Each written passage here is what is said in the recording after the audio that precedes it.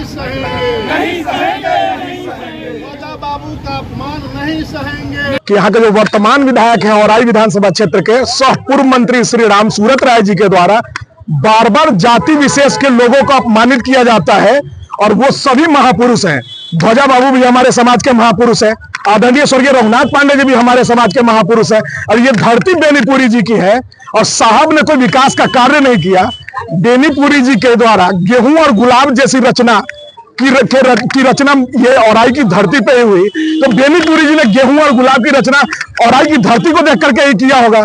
लेकिन कहीं ना गेहूं दिखता है औराई में, ना गुलाब दिखता है। औराई में तो सिर्फ चचड़ी का पुल दिखता है, और राम सूरत राय जी मंत्री रहते हुए चचड़ी के पुल से औराई को मुक्त नहीं करवा पाए, इतने शर्म की बात है।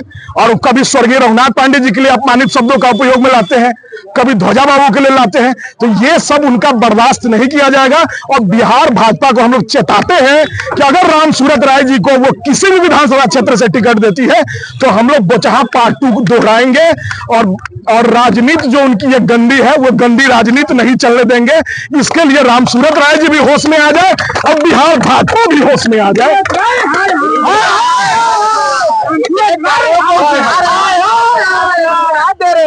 आप तो चलिए, बगल में कई चचरी पुल चालू है, और बड़ी हास्यास्पद बात है कि औराई विधानसभा क्षेत्र में जनता चंदा मांग करके चचरी पुल बनाती है, और यहाँ के जनप्रतिनिधि फीता काटने के लिए हंसते मुस्कुराते आते हैं। इतने बेशर्म विधायक है यहाँ के। आजादी के बाद भी औराई की जनता को चचरी के पुल पर चलना पड़ रहा है। गेहूं और धान जैसे फसलों के लिए सोचना पड़ रहा है, बाढ़ की विभीषिका को झेलना पड़ रहा है। ये तो शर्म की बात है।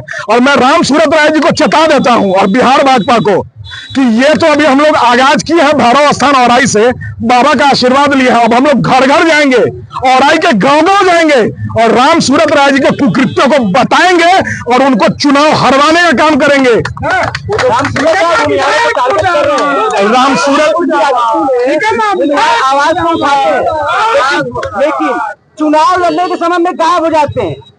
इस बार क्या होगा 2025 में? 2025 बदला हुआ मुजफ्फरपुर आपको नजर आएगा, युवा मुजफ्फरपुर नजर आएगा।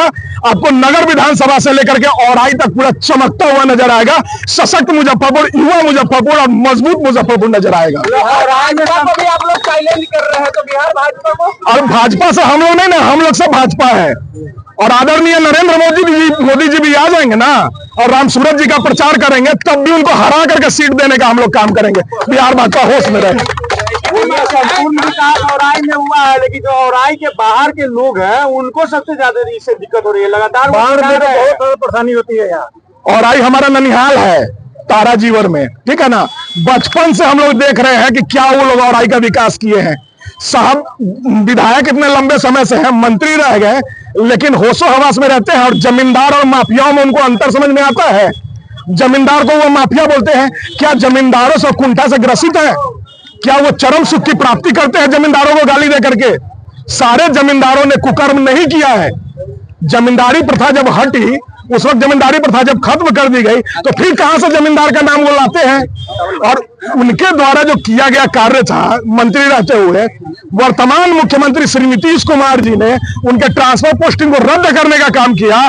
चूंकि सीएम हाउस में यह खबर था कि राम सूरत राय जी ने मोटे पैसे की उगाही अपने विभाग में की है, तो माननीय मुख्यमंत्री जी ने उसको रद्द करने का काम किया। तो कैसे बिहार भाजपा वैसे व्यक्ति पे भरोसा कर रही है?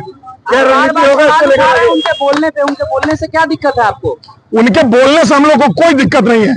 हमारे महापुरुषों पर अगर वो उंगली उठाएंगे, तो वो उंगली ये जब उठाएंगे तो वो उंगली उनके तरफ हम घुमाने का काम करेंगे।